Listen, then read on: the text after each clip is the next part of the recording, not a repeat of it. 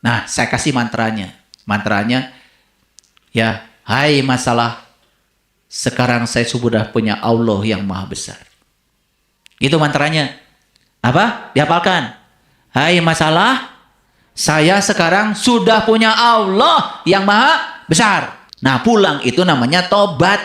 Bahasa Arab dari kata tabayatubu taubatan. Tobat itu artinya pulang. Kita sudah salah mengartikan tobat.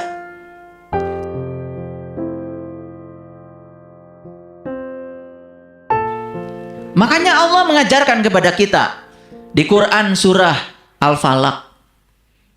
Kita diajarkan oleh Allah. Kul, katakanlah, a'udzu birabbil falaq. Kamu minta perlindungan kepada Allah dari apa? A'udzu birabbil falaq. Dari cuaca subuh. Subuh yang mana yang harus kita lindungi? Bukan subuh yang itu. Bukan subuh yang jam 5 pagi. Bukan subuh jam 4 pagi. Gak perlu kalian lindungi. Tapi yang perlu kalian lindungi adalah subuh kesadaran. Saat kalian sadar, jangan sampai gak sadar lagi. Ketika sedang ngaji dengan saya sadar. Lewat sedikit aja udah pakai sendal gak sadar. Subuh itu yang harus dipelihara. Sadar kalau kita nggak tahu apa-apa, belajar. Kalau belajar jangan hangat-hangat ayam. Harus tuntas. Sadar kalau penghancur diri saya adalah diri saya. Yuk bangun. Supaya program-program di dalam diri kita yang menghancurkan diri kita hapus. Ganti dengan program yang baru. Sadar bahwa semua konflik yang terjadi di luar karena saya berkonflik dengan diri saya. Bereskan. Itu subuh itu yang harus dijaga. Maka minta perlindungan kepada Allah. A'udzu birabbil falaq. Aku berlindung kepadamu ya Allah dari subuh kesadaran ini. Ya Allah, jangan sampai kau matikan lagi kesadaran yang sudah muncul dalam diriku ini. Kenapa minta perlindungan kepada Allah? Dan bagaimana cara minta perlindungan kepada Allah? Cukup membaca A'udzu birabbil falaq? Gak cukup. Makanya di Quran dikasih pedomannya. Walillahil asmaul husna fad'uhu biha. Allah pemilik nama-nama yang baik, maka undang dia ya dengan asmaul husna. Gimana cara mengundang Allah dengan asmaul husna? Dibaca? Baca lagi, baca lagi. Munculkan sifat-sifat dia. Ar-Rahman, Ar-Rahim, Al-Malik, Al-Qudus, As-Salam, Al-Mu'min, Al-Muhaimin, Al-Aziz, Al-Jabbar. Munculkan sifat itu. Kenapa? Loh, bukannya Allah sudah meniupkan bagian dari dirinya ke dalam diri kita yang namanya ruhku. Kalau laut itu adalah air, ombak juga air, berarti laut dengan ombak sama apa tidak? Kan sama-sama air. Kalau sama-sama air sifatnya sama.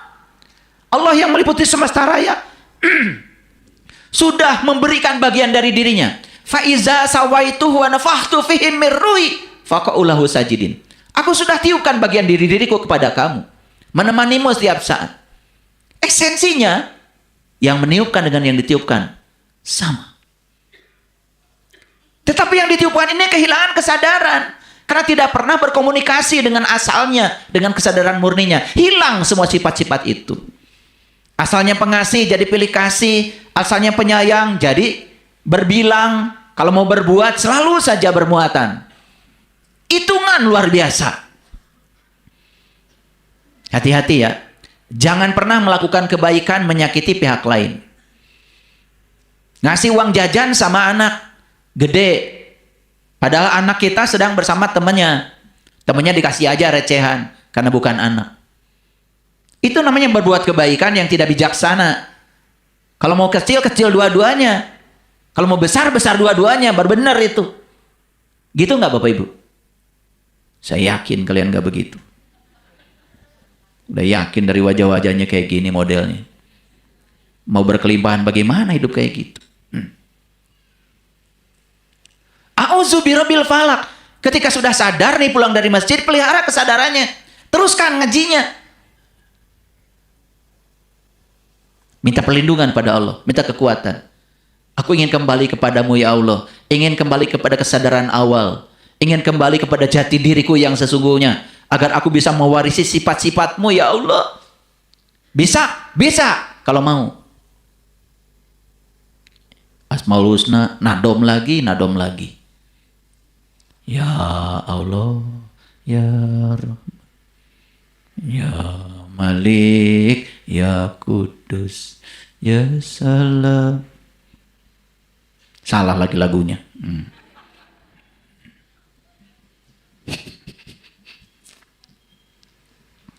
Gitu-gitu aja ngaji.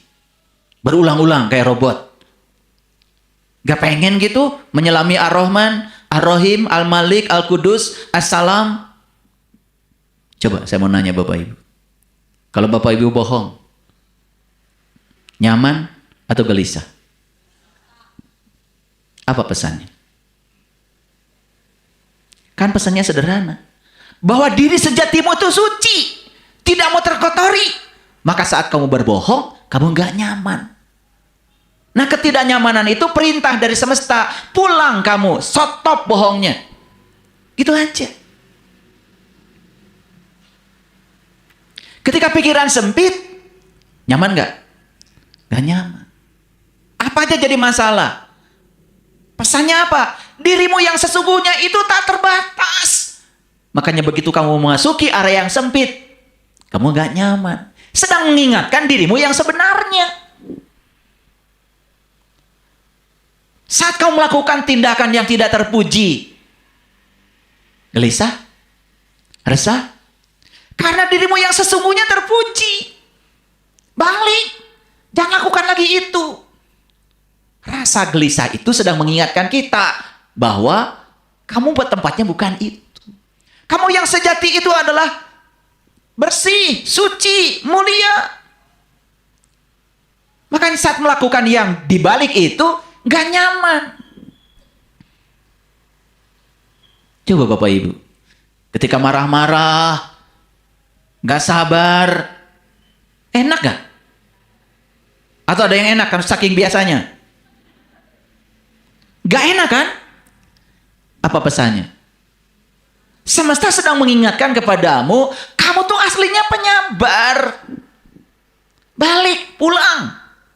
Nah, pulang itu namanya tobat. Bahasa Arab dari kata tabayatubu taubatan. Tobat itu artinya pulang. Kita sudah salah mengartikan tobat. Tobat itu pulang. Pulang kemana? Pulang ke kamu, ke jati dirimu yang sesungguhnya. Begitu pulang, damai lagi. Karena aslinya kita ya begitu. Pulang itu bukan mati, bukan nanti. Pulang itu sekarang. Ketika kita keluar dari jalurnya, balik. Keluar jalurnya, balik. Ada nggak alarm di sini? Ada kan yang mengingatkan. Ketika kamu berantem, nyaman nggak? Benar. Tapi suka berantem? Katanya nggak nyaman tapi suka. Kalian tuh gimana sih? Udah kalau begitu, nggak nyaman kan? Apa yang sedang dipesankan semesta padamu? Kamu yang sebenarnya itu pemaaf. Sudah, maafkan saja.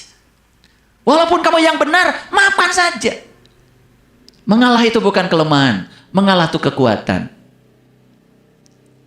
Banyak gak Bapak Ibu kejadian sehari-hari yang terjadi dalam kehidupan kita, tapi kita tidak tahu pesannya apa? Banyak gak? Kamaranawaya. Sibuk ya? Sibuk apa? Gak tahu. Saya juga bingung mikirin kalian tuh. Belajar matematika gak ngerti. Belajar fisika gak nyampe.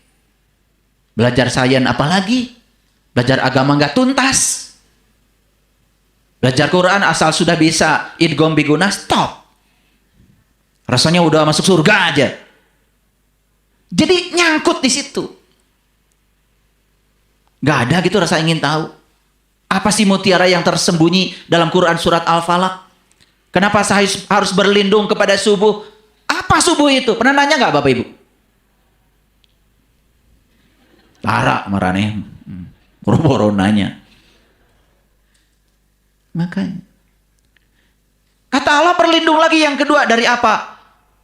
Min syarri ma khalaq. Minta perlindungan kepada Allah dari apa?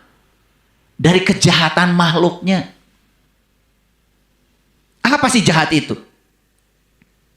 Apa kejahatan itu? Pembunuhan?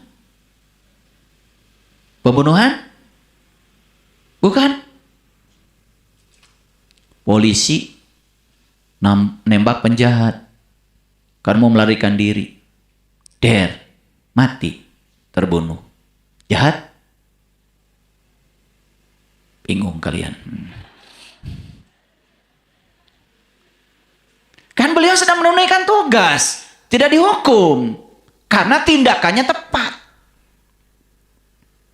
Tapi kalian nangkap pencuri. Gebukin sama orang sekampung. Mati. Sama mati. Saya mau nanya. Kejahatan bukan itu? Kejahatan. Karena kamu melakukan tindakan yang tidak tepat. Jadi kejahatan itu apa? Kejahatan itu sebetulnya tindakan yang tidak tepat.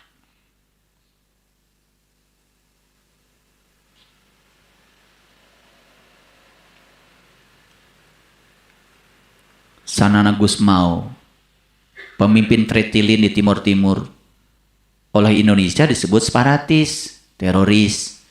Kan oleh orang Timur Timur disebut pahlawan. Jadi presiden. Benar nggak? Iya. Bingung kan? Sama orang Indonesia disebut penjahat. Sama orang tim-tim disebut pahlawan. Bingung nggak? Ngaji makanya supaya nggak bingung. Kalian mah apa aja? Jahat. Kejahatan. Kejahatan itu tindakan yang tidak tepat. Kamu sebagai istri dikasih uang sama suami. Begitu dikasih uang, piraku ngan sakieu. Suami udah capek, bekerja, semua sudah dipersembahkan buat istri. Lah hasilnya segitu. Saya mau nanya Bapak Ibu, tepat apa tidak? Tuh, tengah jawab dari masa maraneh mah. Hari ngaji, keur batur pinter nyalahkeun batur, keur sorangan mah caricing. Tepat tidak? Jawab atuh. Tidak. Nah, kalau tindakan tidak tepat berarti jahat apa tidak? Jahat.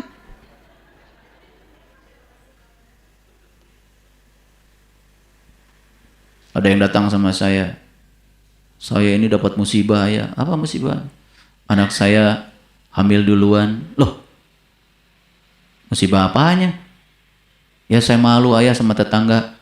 Lah itu musibahnya. Jadi melebar kemana-mana, jadi malu sama tetangga, marah sama anak. Ini yang jahat siapa?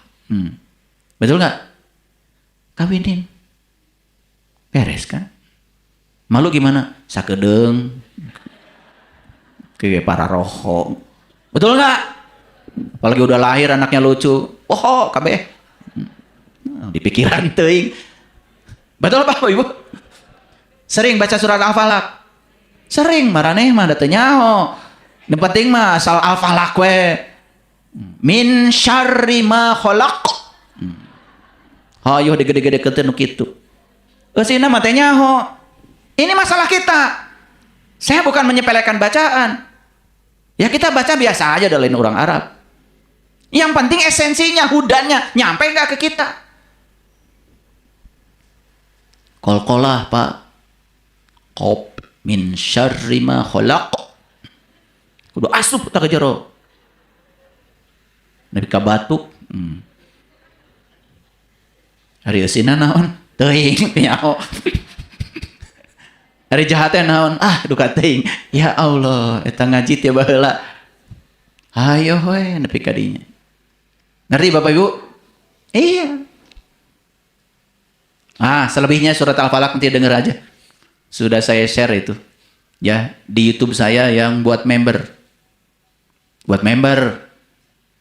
Belajar supaya hidup itu menghargai. Ya, karena gratis itu mental miskin. Jadi yang pengen gratisan terus berarti memang tidak berbakat jadi orang kaya. Jadi member ya, biar dengar kajian Al-Falaq nanti. Iklan dulu sedikit.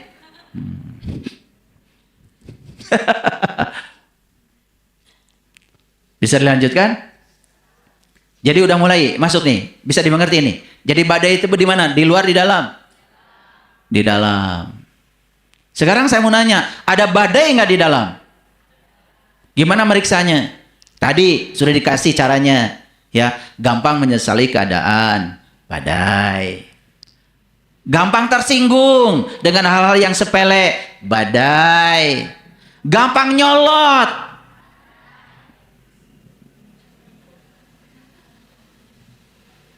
Terikat oleh masa lalu. Khawatir dengan masa depan. Tidak bahagia, orang lain bahagia. Suka membanding-bandingkan. Tak badai itu. Tenang di tengah badai. Wah, saya mah rek cicing we ngikatkeun awak kanu tangkal kai. Bukan itu. Lihat saya semuanya. Tidak ada badai di luar yang bisa menghancurkan kita. Semua kehancuran setiap manusia karena dia dirusak oleh badai yang sangat luar biasa di dalam. Makanya kalau di surat Al-Falaq itu dikatakan tukang sihir. Jadi orang yang suka kena badai itu disebut tukang sihir. Siapa tukang sihir? Tukang sihir itu mereka yang suka memaksakan kehendak. Selalu ingin mengendalikan pihak lain. Semuanya harus di bawah kontrol dia. Dan semua orang yang hidup dengan kontrol lelah. Sudah bisa dibayangkan penyakitnya. Cancer, tumor. Makanya kalau ada yang datang ke rumah, naon ieu teh? Cancer aja. Udah dari berita itu aja sudah tahu. Mau ngeleh maneh mah. Kok tahu ayah? Ya tahu. Cancer itu sebetulnya dari ketakutan. Takut orang lain di luar kendali dia. Maka dia paksa setiap situasi harus seperti yang dia mau. Coba, kata-kata yang terucap juga selalu, seharusnya bukan begini. Tuh. Tidak pernah bisa menerima kenyataan apa adanya. Seolah-olah semua yang terjadi tidak sempurna. Karena dia pikir sempurna itu ada. Sempurna tidak ada. Sempurna itu hanya ada di otak. Itu adalah ilusi pikiran. Semua yang terjadi itu sempurna. Bahkan sempurna yang sebenarnya adalah menerima ketidaksempurnaan apa adanya. Itu yang sempurna. Saya tahu di sini yang suka menyesali keadaan, harusnya bukan begitu. Tuh. Masih terikat oleh ekspektasi. Maka di Quran surat Al-Falaq, tukang sihir itu selalu meniup ikatan. Meniup ikatan artinya mengikatkan diri pada apa saja yang dia mau. Makanya sulit menerima kenyataan hidup. Badai bukan? Sebenarnya sudah ada semua di dalam diri kalian, cuma diingatkan saja. Kan dikiranya badai itu di Filipina.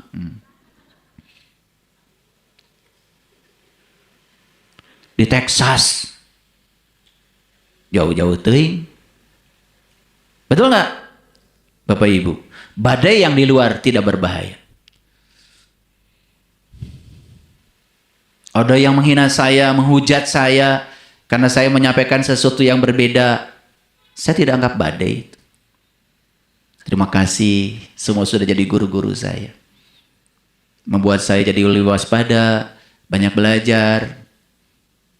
Karena apa? Yang akan menghancurkan saya bukan mereka yang menghujat saya. Kalau hujatan itu masuk di pikiran saya, dan kemudian itu yang akan menghancurkan saya. Betul nggak Bapak Ibu? Jujur ya. Jadi siapa yang punya potensi menghancurkan diri kita? Siapa? Diri kita. Kamu kali bawa-bawa saya. Diri siapa? Nah gitu jujur atau sekali-kali ngaji teh. Kita lagi yang barengan wae. Ya. Diri saya gitu harus berani. Nah, berani untuk bisa mengambil tanggung jawab. Yes. Masuk dulu sini. Ini di Quran surat Ar-Rum. Surat Ar-Rum itu surat yang ke-30 ayat 36. Jadi Allah mengatakan begini. Dan apabila kami rasakan sesuatu rahmat kepada manusia, niscaya mereka gembira dengan rahmat itu. Dan apabila mereka ditimpa suatu musibah, disebabkan kesalahan yang telah dikerjakan oleh tangan mereka sendiri, tiba-tiba mereka berputus asa. Ini ayat keren. Kalau rahmat itu tidak ada dari tanganmu, tapi rahmat itu dari Allah. Maka Allah disebut kekuatan positif. Makanya Allah itu kalau orang-orang barat disebut cinta. Cinta itu bukan rasa perasaan sebetulnya, jauh melampaui itu. Makanya Ronda dalam bukunya The Power, dia menyebut Tuhan itu adalah cinta, yaitu kekuatan positif. Makanya itu cocok ya. Kata-kata Ronda itu dengan ayat yang berbunyi, segala kebaikan dari Allah, tapi segala keburukan itu hasil dari tanganmu sendiri. Jadi artinya kalau kita bersama Allah, hidup berkesadaran, selalu gabung dengan kesadaran murni, yaitu kesadaran ilahi, insya Allah ya tidak ada apa-apa dalam hidup. Menjadi banyak apa-apa karena kita ya kesadarannya berbeda dengan kesadaran ilahi. Merasa diri kita seolah-olah entitas yang terpisah dari penciptanya. Padahal dia sudah ngasih kabar sama kita. Aku bersama kamu loh. Bersama kamu. Artinya tidak pernah meninggalkanmu. Harusnya kan selalu resonansi kesadaran kita dengan kesadaran murni itu. Nah, ketika kita kesadarannya selalu cocok dengan kesadaran ilahi, ya, disitulah yang terjadi yang namanya kuantum resonan. Resonansi kuantum. Energinya beresonansi. Gitu. Itu yang disebut dengan tahaluk bi ahlakillah. Dalam bahasa tauhid sering disebut wihdatul wujud. Bahasa sainsnya itu namanya kuantum resonan. Resonansi kuantum. Ya. Jadi rahmat itu apa? Ya. Rahmat itu supaya gampang, segala hal yang kita dambakan, segala hal yang kita inginkan, sebut aja rahmat. Itulah sifat manusia, gembira ketika mendapatkan yang diinginkan. Tapi ketika dia mendapatkan yang tidak dia inginkan, sekalipun itu diinginkan oleh Allah dan baik buat kita, pasti putus asa. Betul apa tidak? Nah, jadi ya, ketika mendapatkan musibah, sesuatu yang tidak diinginkan, padahal itu dari kesalahannya sendiri. Perhatikan Bapak Ibu. Maka tiba-tiba ia merasa putus asa. Jujur, kalau saya tanya, Bapak Ibu, apakah setiap musibah menyampaikan pesan? Tadi udah saya sampaikan ya. Apakah segala hal yang tidak diinginkan datang kepada kita itu buruk? Jawab dong. Tapi kita sering menilai buruk? Kenapa? Kenapa?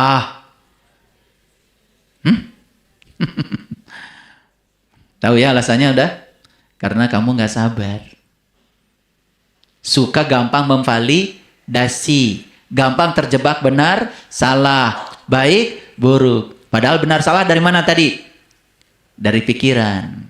Kesadaran tidak mengenal benar salah. Kesadaran itu hanya mengamati aja.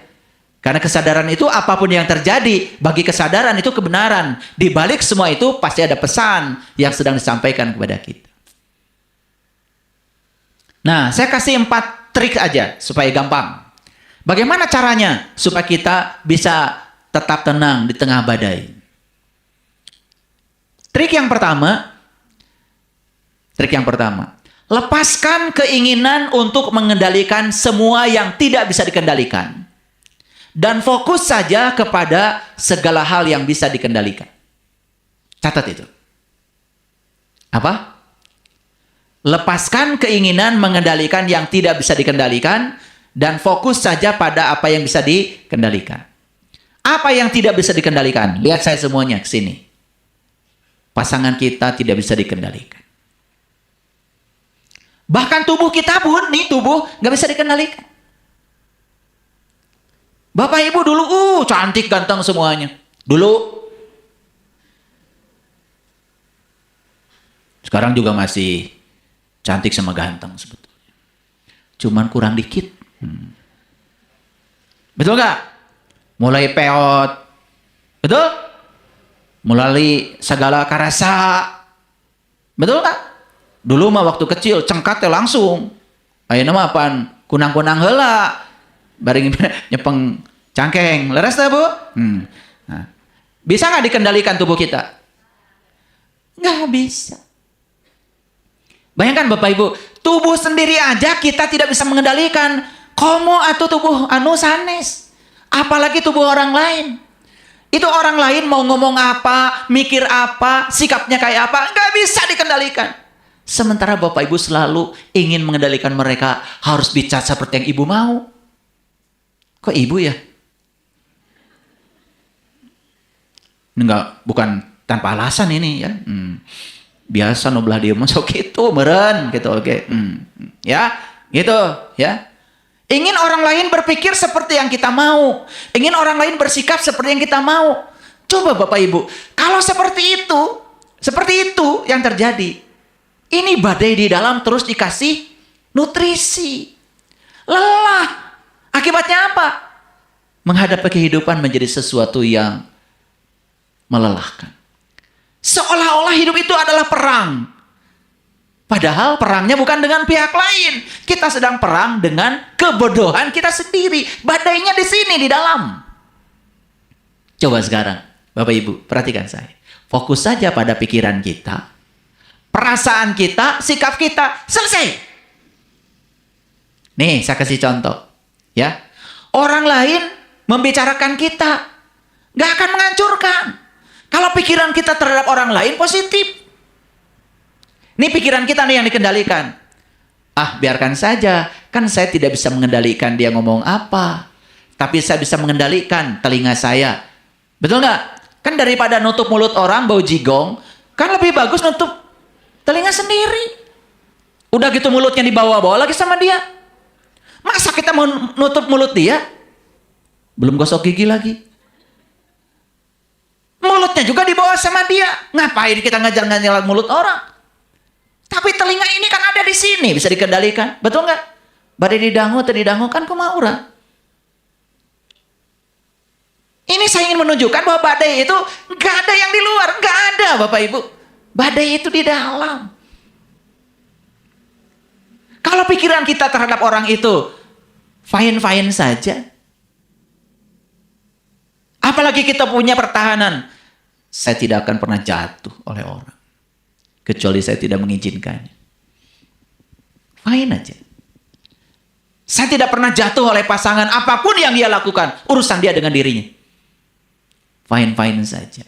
Coba kita. Udah bisa begitu belum? Belum, saya juga udah tahu. Cuman pura-pura aja nanya. Pura-pura. Biar kelihatan dialog. Wajah-wajahnya udah kelihatan. Serem-serem kayak gini udah pasti. Ya, perhatikan. Perasaan kita. Tanggung jawab siapa? Tanggung jawab kita. Mau sakit hati, nggak sakit hati. Mau sedih, mau tidak sedih. Itu urusan kita. Tapi apa yang terjadi Bapak Ibu? Perasaan kita dilarutkan kepada situasi di luar diri kita. Seolah-olah kita adalah korban. Padahal kita pelakunya. Perasaan gak enak itu bukan dari luar Bapak Ibu. Dari diri sendiri. Rek sedih, rek ente kumaha urang. Betul nggak? Betul apa tidak? Sikap kita mau seperti apa pada orang? Tergantung kita. Orang lain buruk terus sama kita. Kita mengambil sikap yang positif. Saya akan tetap baik sama dia. Apa yang terjadi? Malah suatu saat dia akan berubah dengan sikap kita. Keren gak Bapak Ibu kalau begitu? Bakal hancur gak kita? Saya jamin. Dijamin oleh saya. Saya sudah praktekkan dalam hidup saya. Orang lain mau kayak apa sikapnya sama kita. Biarkan aja. Saya bilang ke tim IT. Semua yang menghujat saya. Kasih cinta aja. Love.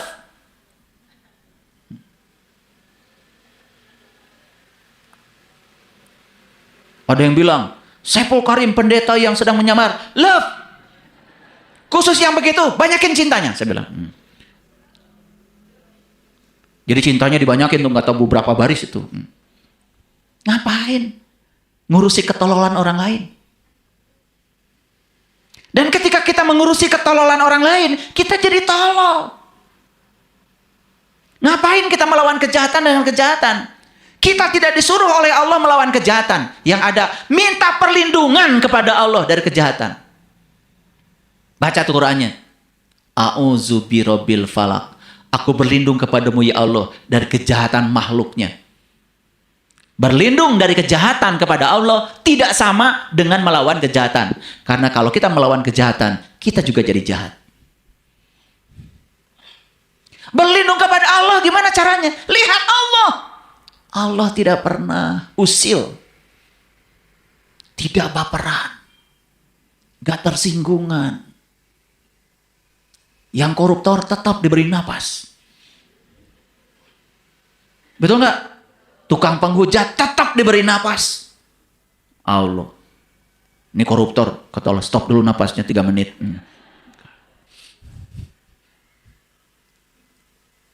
Allah itu luar biasa. Tidak ternoda. Maha pengasih, maha penyayang, maha suci. Tak ternoda.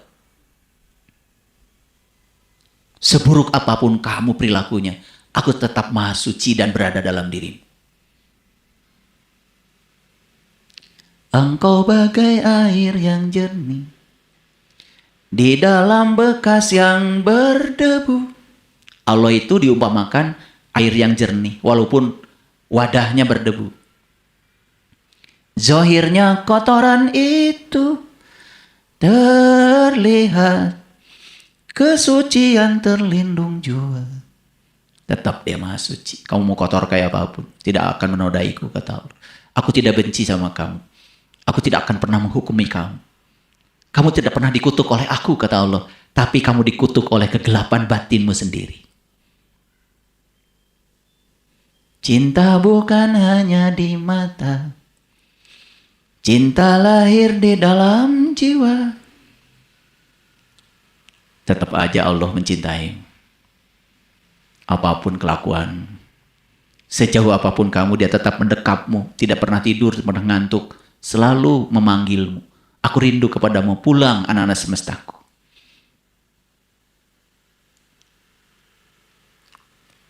Biarlah salah di mata mereka.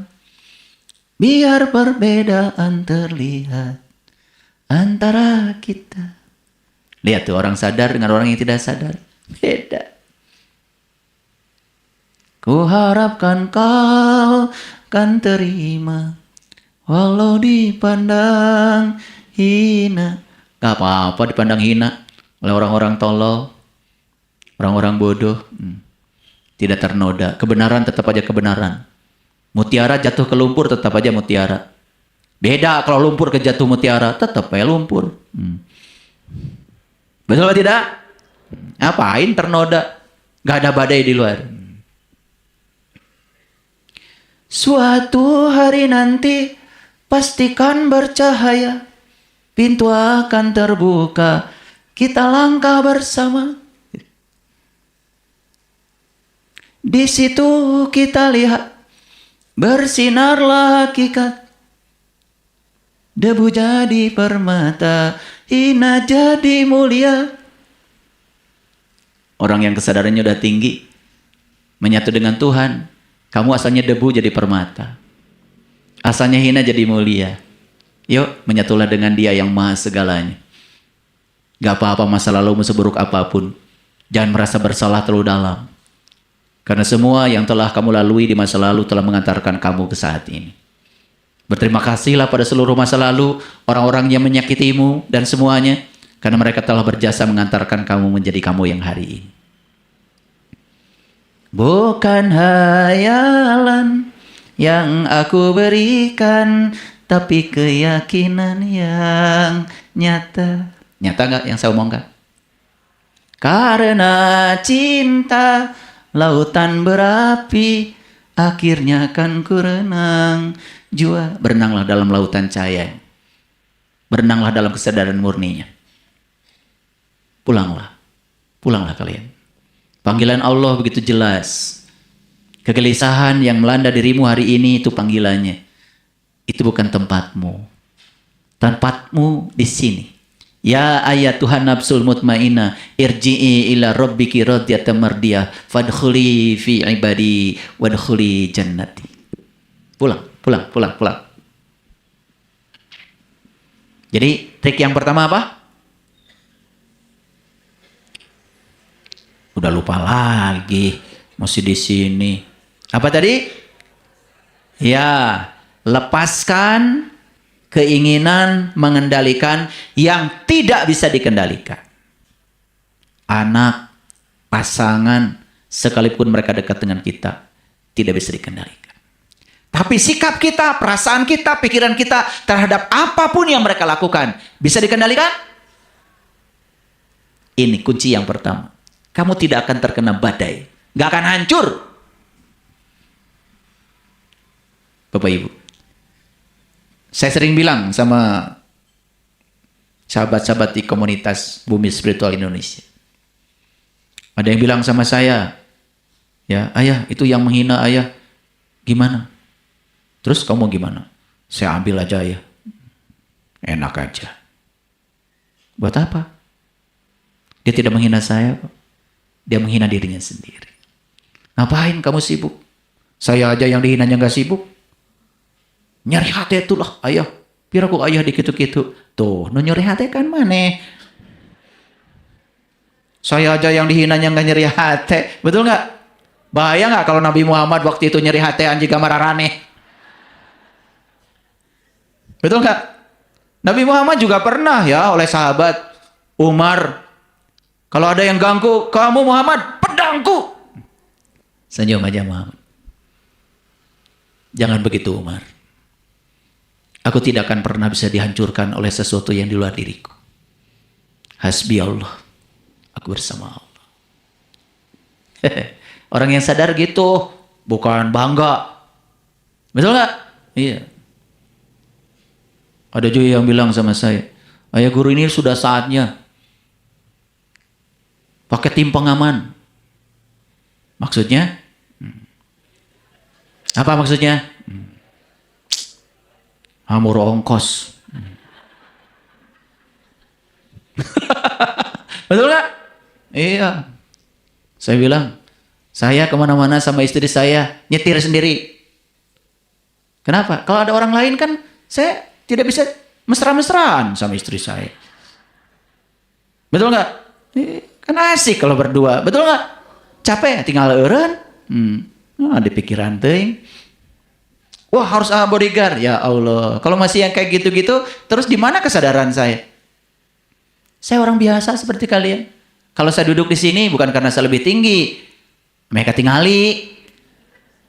Kalau saya duduk di bawah kan yang kasihan yang belakang. Legegan. Nyeri beheng balik ke dia.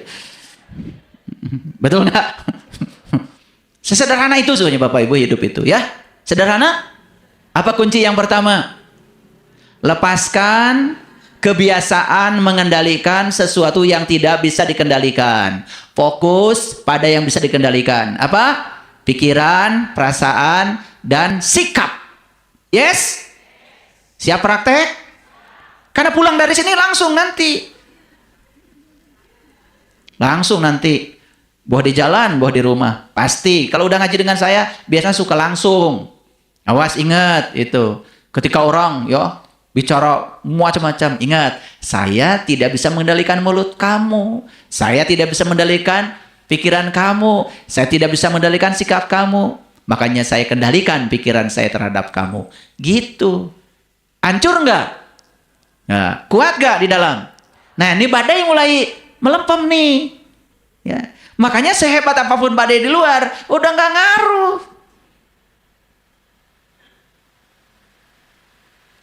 Makanya tidak usah cari ilmu teterak dekade. Cari ilmu aja supaya jauh tina bedong. Paham ya? Paham apa tidak? Nah ilmu itu yang harus dicari. Ilmu akhlak. Makanya jangan menyakiti siapapun. Ya? Ya kan? Yang sebelah sini nih. Jangan menyakiti pasangan. Saya pengen ngomong gini ke sebelah sini nih. Gak tahu pokoknya saya pengen ngomong begitu. Ada energi yang masuk ke sini nih. Beda sedikit dengan pasangan, beda pikir, beda pikiran, beda. Udah memang kamu berbeda. Allah tidak pernah menjodohkan orang yang sama. Piraku sarwa sama jenis kelaminnya, piraku. Jenis kelaminnya aja udah berbeda. Betul? Bentuk tubuhnya berbeda. Betul? Psikologinya berbeda, cara berpikirnya beda. Diampropkan takwa Allah supaya kalian tuh belajar memahami dan menerima, menghormati bahwa kamu berbeda. Itu aja. Jalan nanti rumah tangganya. Beda dikit, cerai. Wah. Ya. Masih lagi ya. Sudah rumah tangganya berantakan, masih nasihatin rumah tangga orang. Kumaha hari maneh? Oh, Kak Era. Ini masyarakat tuh nggak butuh nasihat, nggak butuh. Butuh role model, butuh teladan. Karena kalau di level orang yang besar, punya pengaruh, melakukan tindakan seperti itu, ngari lu handap. Betul apa tidak? Kan gampang cari pembenaran. Karena si Anu juga begitu, tuh disangka benar. Apalagi pakai gelar-gelar kerohanian, kiai ke, apa ke, ngasih contoh terbalik, kumaha lamun dicontoh ke masyarakat, teu izin gitu. Lepaskan heula tuh gelarna, ya. Nih sebelah sini nih, kalian.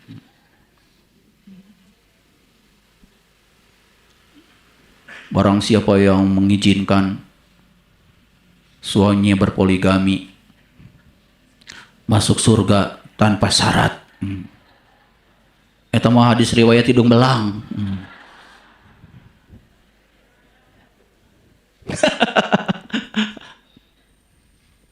Ya beda, kalau di Arab ya boleh poligami kan itu tradisi. Di Indonesia mah enggak. Ya pernikahan yang beres monogami. Ya. Ya. Sing nyaraah ke keluarga. Ya. Belum dibahagiakan yang lama juga geus neangan enyar deui. Neangan masalah gajingan sakitu. Betul nggak? Iya. Ini ada cerita nih. Cerita dialog antara lilin dengan angin. Pernah dengar nggak? Mau dengar? Jadi si lilin itu kan kalau sudah dinyalakan suka centil kan? Ya jika maraneh gitu.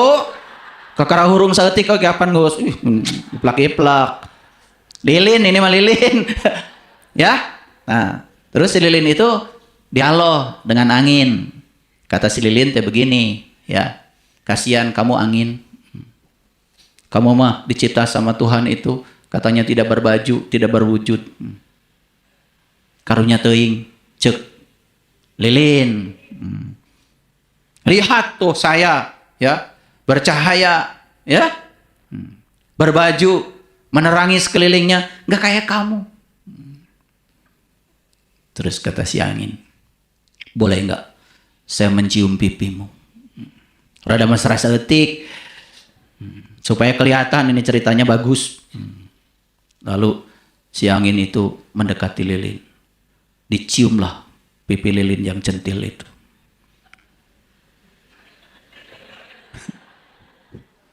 Begitu dicium apa yang terjadi Bapak Ibu? Parem. Ya. Begitu udah padam, bingung itu si lilin. Ya. Dia udah menghina angin, baru disentuh sedikit aja. Lalu si angin bicara begini. Saya sudah menyentuh banyak bintang di semesta ini. Bahkan dengan sentuhan yang sangat kasar dari saya. Dan mereka tetap aja menyala terang. Ini kamu lilin? Baru dikecup aja. Mati. Paham maksud saya? Cing atuh kakara jadi lilin mah. Tong asanya angan batur. Betul? Ada masalah sedikit aja. Amruk.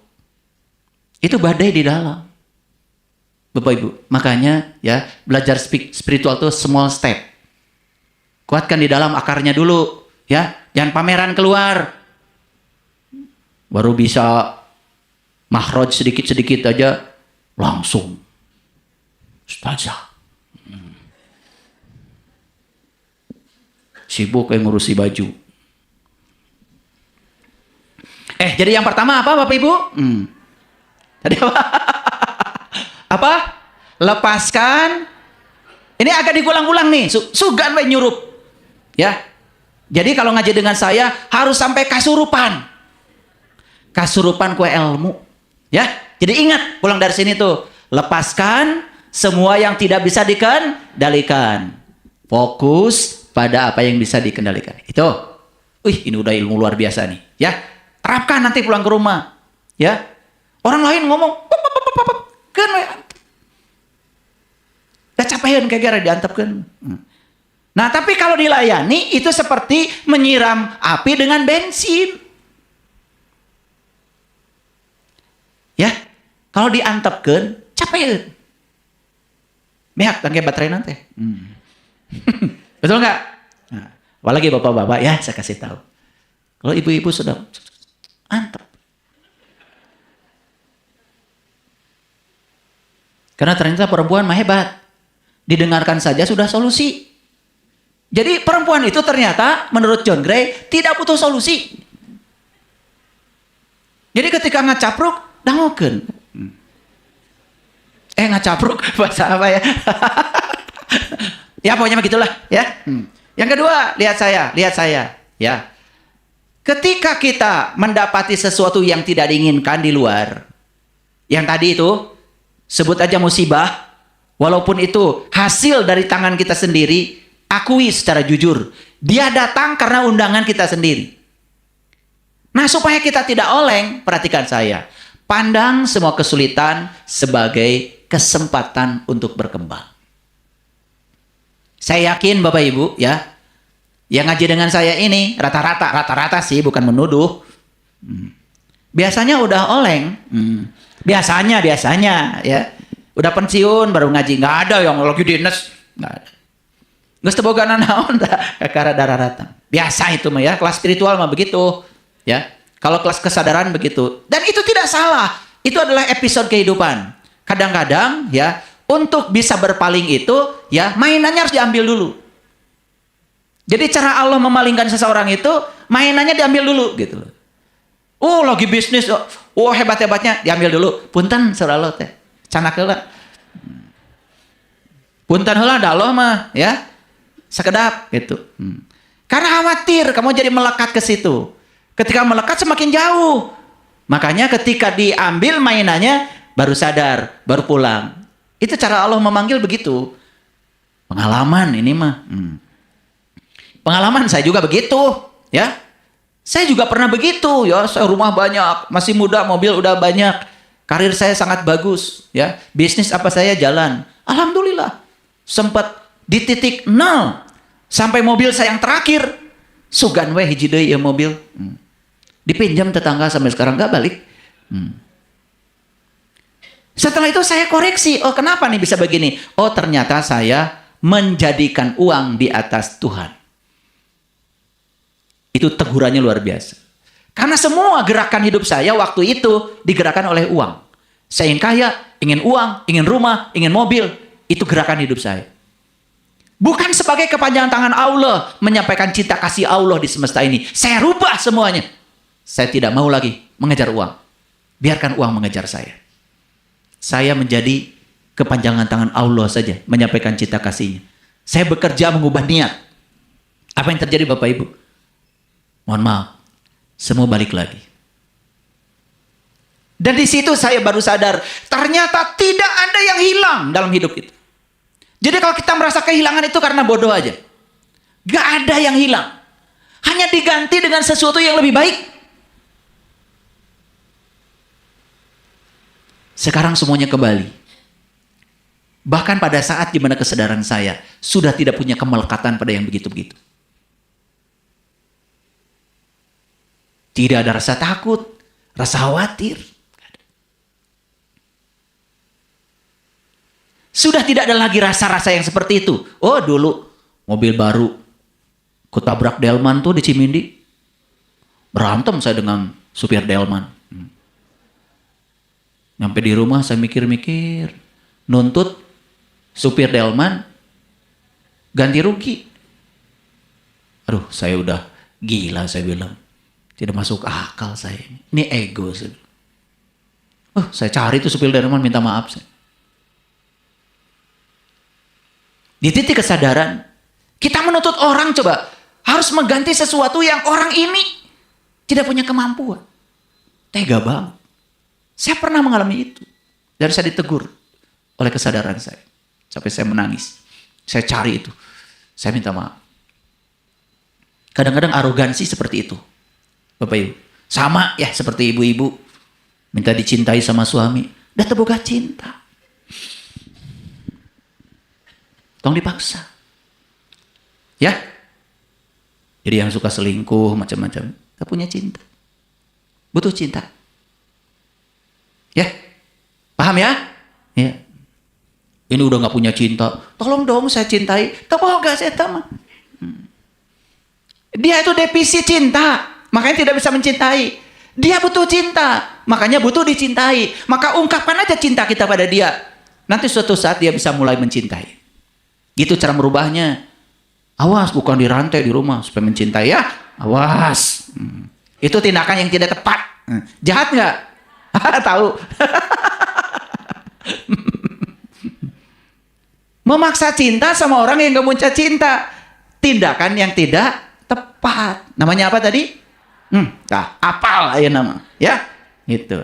Ini udah jelas-jelas orang gak punya uang dituntut harus ngasih uang. Lah gak punya. Betul gak? Iya. Orang tidak punya cinta kasih dituntut untuk mengasihi. Nggak bisa. Makanya kata Deepak Chopra, coba tempuh jalan baru. Daripada kamu memaksakan cinta, lebih bagus kamu mulai sekarang mengungkapkan cinta. Karena hadiah dari mengungkapkan cinta adalah dicintai. Itu keren itu. Makanya disebut the future of God. Masa depan Tuhan. Saya waktu baca buku The Future of God bingung. Ini masa depan Tuhan gimana nih? Emang Tuhan nggak sekarang masalahnya apa? Kok ada masa depan buat beliau?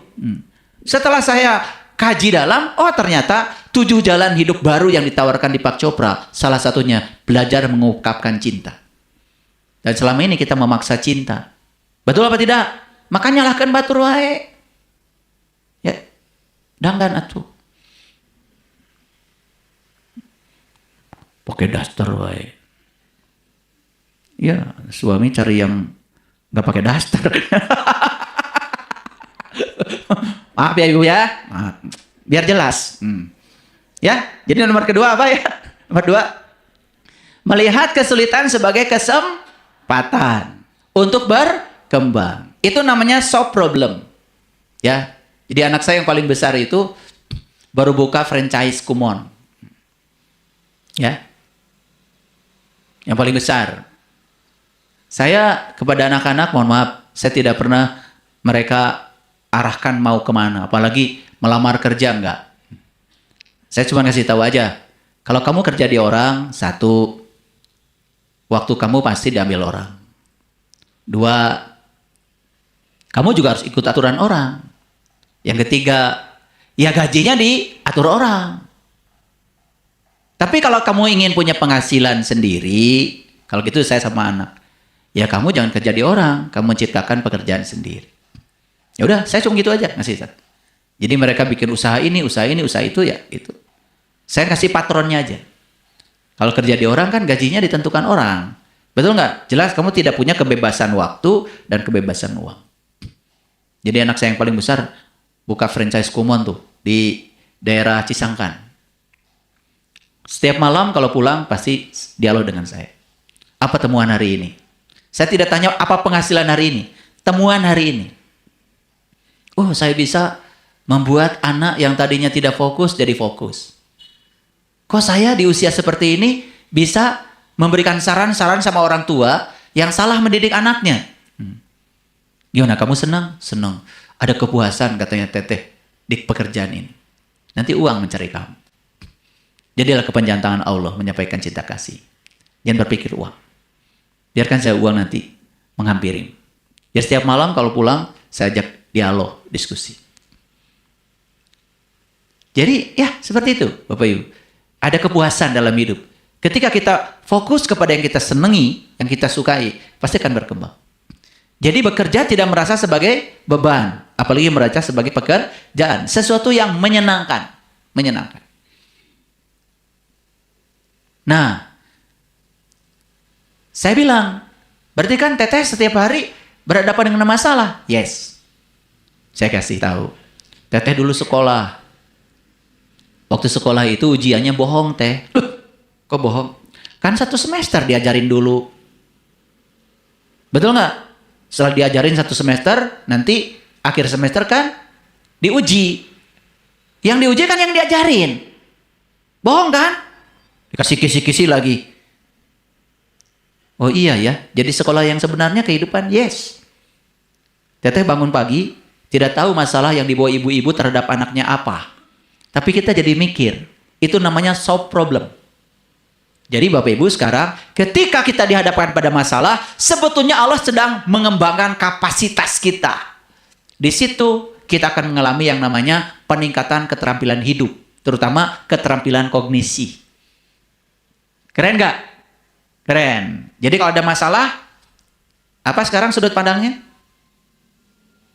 Kesempatan bagi saya untuk berkembang. Kesempatan bagi saya untuk belajar. Kesempatan bagi saya untuk meningkatkan kapasitas diri. Keren nggak? Kira-kira badai di dalam mulai tenang? Nah, saya kasih mantranya. Mantranya, ya, hai masalah, sekarang saya sudah punya Allah yang maha besar. Itu mantranya. Apa? Dihafalkan. Hai masalah, saya sekarang sudah punya Allah yang maha besar. Selama ini mantranya gimana? Ya Allah, aku punya masalah besar. Nah, salah mantranya. Akibatnya Allah jadi lebih kecil dari masalah. Kan tadi bilang, ya Allah, aku punya masalah yang besar.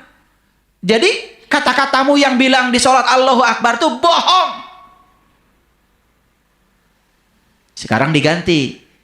Hai masalah, aku punya Allah yang maha besar. Allahu Akbar. Yes? Oke. Yang ketiga. Nih yang ketiga. Kalau ada badai yang datang kepada kita dari luar. Lihat saya. Jangan buru-buru menyalahkan siapapun yang di luar. Tarik segera ke dalam. Tarik napas yang dalam. Beri jeda. Karena siapa tahu masalah sebenarnya adalah di dalam diri kita sendiri. Itu yang disebut dengan refleksi diri. Bercermin pada diri sendiri. Sederhana Bapak Ibu, ya. Saya sering mengambil contoh yang sederhana. Ya, konflik dalam rumah tangga itu biasa. Karena sedang belajar untuk menerima dan menghargai perbedaan itu. Wajar. Saya anggap wajar. Yang penting sabar, jangan sampai berpisah. Kasihan anak-anak.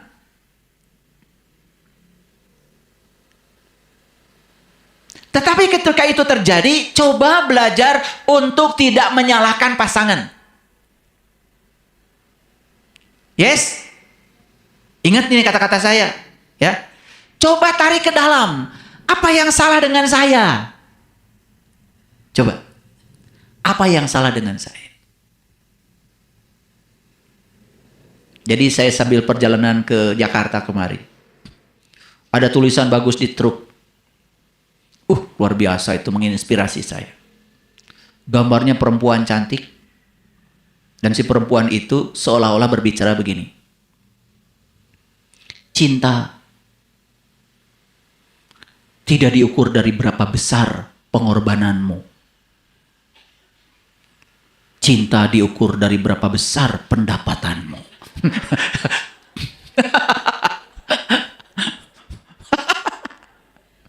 Bagus kan? Kasihan itu supir truk.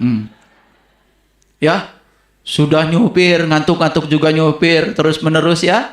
Luar biasa. Ya. Tetapi yang di rumah menghargai cintanya itu berdasarkan berapa besar pendapatan, bukan berapa besar pengorbanan. Ini contoh yang jangan ditiru ya, ibu-ibu. Jangan-jangan pulang dari sini ditulis lagi sama kalian di kamar. Refleksi diri. Bercermin diri. Makanya sering-sering bercermin ke dalam. Karena dengan bercermin ke dalam, Emosi kita tidak terpancing. Kemarahan kemudian mereda. Apalagi bisa mengambil tanggung jawab. Oh, ini semua gara-gara kesalahan saya. Sehingga ketika kita tidak menyalahkan siapapun, serangan keluar, itu berhenti. Badai mulai mereda. Coba, gitu aja. Dan yang terakhir, Bapak Ibu, sadari bahwa persepsi kita sangat berbahaya. Karena persepsi dapat membentuk realitas. Siapa yang menciptakan persepsi? Yang menciptakan persepsi adalah pikiran. Bayangkan ketika pikiran yang menciptakan persepsi itu adalah pikiran gelap. Nah, pikiran gelap itu dalam bahasa Quran disebut ilmu hitam. Selama ini ilmu hitam apa? Santet? Ya Allah. Santet adalah ilmu yang bisa menghancurkan. Dan santet yang paling besar dan paling berbahaya adalah pikiran gelap kita sendiri. Karena santet yang ini tanpa dupa, tanpa mantra, jaraknya sangat dekat, tetapi itu pembangun realitas. Nih, saya kasih tahu, persepsi dibangun oleh pikiran. Bayangkan, ketika persepsi yang dibangun adalah persepsi yang buruk, imajinasi yang buruk, dan diciptakan oleh pikiran gelap. Kita sudah menyantet diri kita sendiri. Dan itu santet yang paling berbahaya. Bapak Ibu, sekali lagi, tidak ada yang bisa menghancurkan kita kecuali diri kita sendiri. Yes? Diulang lagi. 1. Lepaskan segala sesuatu yang jelas-jelas di luar kendali kita. Fokus pada apa yang bisa dikendalikan. 2. Sekarang pandang setiap yang datang, pesannya apa? Kesulitan pun membawa pesan. Pesannya adalah, ini cara Allah untuk menyadarkan saya, meluaskan kapasitas saya, mengembangkan diri saya. Ini adalah kesempatan bagi saya untuk solve problem, ya, mengembangkan keterampilan hidup. Dan kalau Allah meningkatkan kapasitas, berarti Allah akan ngasih yang lebih besar. Percaya sama saya. Kalau Allah meningkatkan kapasitas, wadah kita ditingkatkan, berarti Allah mau ngasih yang besar. Disiapkan dulu wadahnya sama Allah. Yakin? Dan yang ketiga adalah refleksi diri. Yang keempat? Ya, yang keempat adalah memahami bahwa persepsi sangat berbahaya. Karena persepsi membentuk realitas. Nah, bayangkan persepsi yang dibangun oleh pikiran gelap, oleh ilmu hitam yang ada pada diri kita, itu akan menghancurkan. Sehingga realitas kita menjadi realitas yang sangat mengerikan. Ingat ya, Allah bergantung sangkaan.